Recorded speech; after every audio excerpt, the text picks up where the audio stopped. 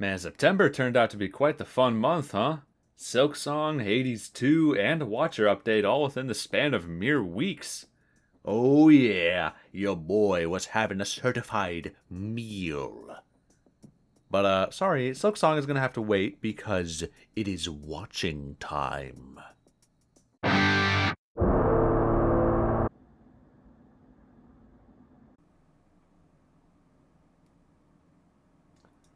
What the hell just happened? Rain World The Watcher is a DLC expansion that has been, certainly interesting to say the least. From its rocky launch to the wide discourse around it, you've got people saying it's absolute peak gameplay, and also people saying it's the worst thing to ever exist. In my original video on the subject, I thought it was pretty good, though it had some big flaws that held it back from being a true masterpiece. But with the promise of future content updates, I remained optimistic about the future of this silly little slugcat game. Well, on September 25th, we got that update in the form of a big 1.5 drop, bringing a whole boatload of new content to finally round out the Watcher to a complete experience. Does that mean it's better now? It's pretty good. Now, first things first, if you haven't watched that original video, it'd probably be good to check that first to get my initial thoughts on the DLC at launch, as well as the rest of the game. Secondly, of course, big spoilers for the entire campaign, including the new endings and whatnot, so keep that in mind. Anyway, to recap, the Watcher had you play as a little runt of a lad who gets space-bending powers from some spinny little kid, and is thrown all around wacky different regions to do various things. Originally, there were only two endings, one that involved finding the Echo enough times to get them to finally accept themselves and transcend, and another that involved spreading goop everywhere. Over 20 new regions, a bunch of new creatures, and a whole lot of confusion navigating this complex map. Warping through portals to get everywhere is perhaps the most divisive new feature in The Watcher, although I found it to be a good addition, given it allows for a whole bunch of varied regions, although some are definitely better than others. The new update adds 3 additional regions, whilst also bulking up some of the pre-existing ones, bringing the grand total to 30! God damn! Out of the new ones, they're all pretty cool, but Migration Path has gotta be my favorite. What with the giant drill crabs and terrain that kinda reminds me of Subterranean. Pillar Grove is pretty neat too, what with the 5 million centipedes in these blocks and whatnot. And Fractured Gateways has, the locusts, which is just great and awesome. But it also has those whales, which balances it out because the whales are pretty cool and awesome and holy shit! As for the new creatures, you've got these moth grub things that just kind of sit around, and these funny little lizards. Oh, they're pretty cool. They look like manta rays. And they also die in one hit. How pathetic. And of course, we cannot forget. Still, the sheer variety of all these places remains a strong point in my opinion. All of these regions feel unique. Well, okay, most of them. And they're great in showing just how wide and wonderful the world of Rain World really is. As great as the Iterator grounds were, it did kind of limit the scope of what was possible in that setting. Now with these portals, it allows for some of the best regions Rain World has to offer.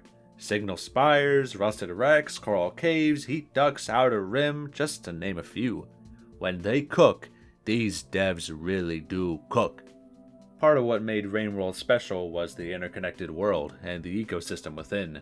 Going from the shrouded citadel up the leg and through its innards only to emerge at the top and see all the superstructures around you. It comes together to be one of the best parts of the game. Here, it's not exactly gone, it's just different and more subtle. Some regions are mirrors from each other, like Salination and Fetid Glen, and Verdant Waterways and Fractured Gateways. Some offer that same sense of scope, like Spires or Desolate Tract, and some still are just completely foreign, like Torrid Desert, Coral Caves, and Badlands. Like, sure, let's take a game with rain in the title and have you running through a desert. Why? Because why not? That's cool. And don't get me wrong, I love crawling around destroyed remnants of the past as much as the next guy. But man, there's a whole world out there. And the Watcher more than delivers in that department. The other big detractor from these regions is that there's nothing to find. Which, in the original release, it was kinda true. The only material thing left to search for was the Echo, and after that ending is done, there's kinda nothing else to search for aside from portals to take you somewhere new and repeat the process again. Now sure, the act of exploring was cool enough, just to go around and see what you can find, but some regions were definitely emptier than others. Now with the 1.5 update, they've finally added arena unlocks and pearls. Features that should have been in the original release, but we'll talk more about that later. But look at that! More things! As well as new lore in the form of a pearl machine that actually shows you what's on the pearl, rather than being told from someone else. And hey, you can even take the pearls from the prologue, and they're considered as well. You can actually see how to circumvent the self-destruction taboo, or these records of a mask factory. Things we've only heard about before, but now we can actually see them. That's sick! Now, of course, finding them and then getting them back to Ancient Urban can be a little bit tedious, since there's no passages that allow you to just warp across the entire map. Although, and this is something I didn't even find out until after finishing the game, the devs actually did something with the right side of Outer Rim. Previously a huge area with nothing really in it. Now, by finding enough of these little void guys and filling out this ring and then climbing all the way up here, you can unlock the ability to warp wherever you want! Yes! Though to do so, you have to find more of these little guys to recharge it, but they're literally everywhere, so it's not that much trouble. The biggest new addition, of course, are the 2 new endings, and the introduction of the silly string worm man, the Void Weaver. Man, why do we have 2 games releasing mere weeks apart that have a lot of weaving business? But anyway, after some time this guy will start appearing, his signature calling card being the closed up portals, which you can then follow the threads to find them. Repeat this 4 times and not only do you get some cool yellow eyes and tail feathers, but you gain the ability to infinitely warp without going to hell, purifying rot rooms, and you also gain rot immunity, and finally, you can close portals yourself. And when I first saw this, admittedly, I got a little bit nervous. I don't think it's any secret that my least favorite part of the original game was getting the Prince ending, which involved rotting every single region in the game. This is a process that can take quite a long time, as you have to warp from the throne to all these regions and then spread that chain along again and again and again, repeatedly opening portals to finally get the one you want. It's tedious, to say the least, and the new update doesn't really do anything to fix that. And now here, after being fully equipped with Weaver power, you're met with a very similar task, closing up every single portal in the game. However, you don't actually have to close every single one. The ones connecting to Outer Rim and Daemon and Ancient are exempted. And, as you're going along, some other warp points will close automatically, without you needing to do so yourself. And when you warp, which you can do infinitely by the way, it takes you to a region with at least 1 portal still open. So while it's still a long process, it's nowhere near as bad as the Prince stuff. And I did my best to test this, but thankfully you can actually get all 3 endings in one playthrough. Spinny Boy remains the first one that I did, then you can do the Prince or Weaver stuff after. While going down the latter route does make the former impossible to obtain, the devs at least made it so to get the final ending, all you have to do is meet the Prince once, which only requires rotting 4 places. And even if you've already done the Weaver ending, you can still get the Prince to pop out of his shell. So yeah, thanks for not softlocking me. But yeah, you know what this means, right? The worst ending in the game is entirely optional. Yeah. Nah, but let me put it on record. The Prince is a cool character, and Outer Rim is very awesome, but man, they got bogged down by the rot-spreading bullshit. It's so sad. As for the Weaver itself, it's pretty cool. Still not really sure what to make of this guy, but he looks awesome, and the ending you get is trippy to say the least. That, of course, leads to the final ending, which is only unlocked after getting the other two and meeting Prince. And god damn. You know, I think I might want to try whatever crack the devs are on. Now, that's not to say The Watcher is without its flaws, which mostly come in the form of stupid glitches and bugs.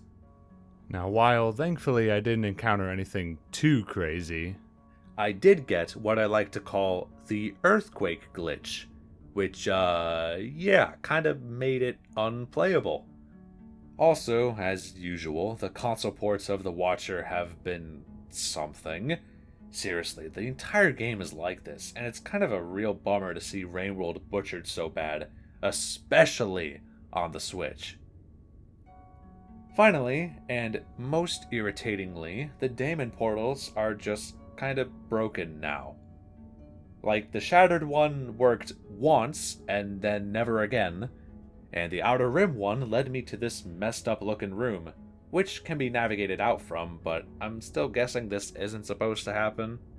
I mean, it's kind of important considering if you don't have the down warp power, this becomes the only way to get to Shattered or Outer Rim.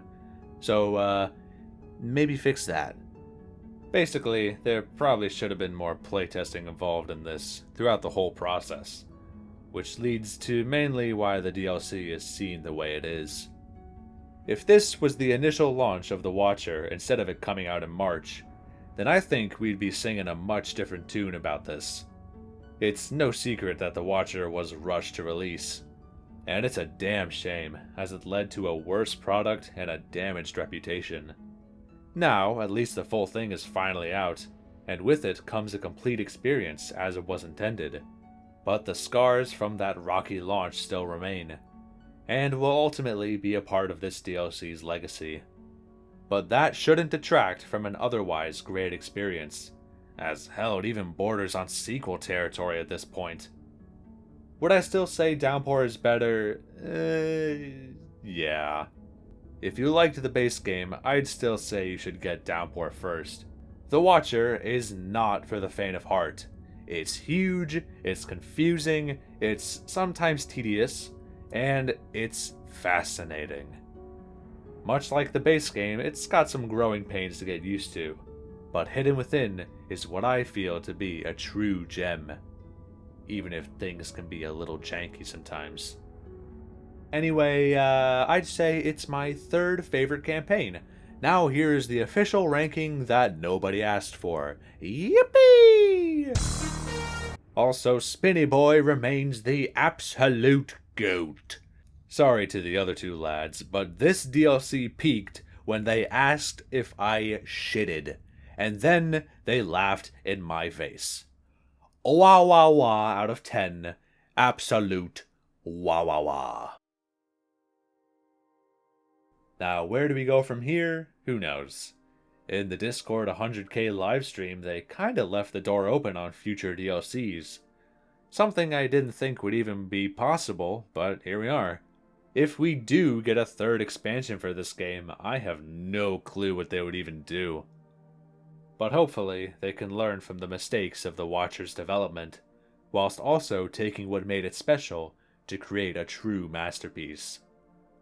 And even if there is no third DLC and this is the last piece of Rainworld content we'll ever get, I'd still say it went out on a good note, as literally this and Watcher basically quadrupled the size of the game.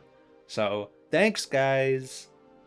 So, no matter what the future holds, I'll continue playing this silly little Slugcat game as long as I can, as it remains one of my favorite games of all time. Now again, if only they didn't break the damn workshop when updating the game. Damn.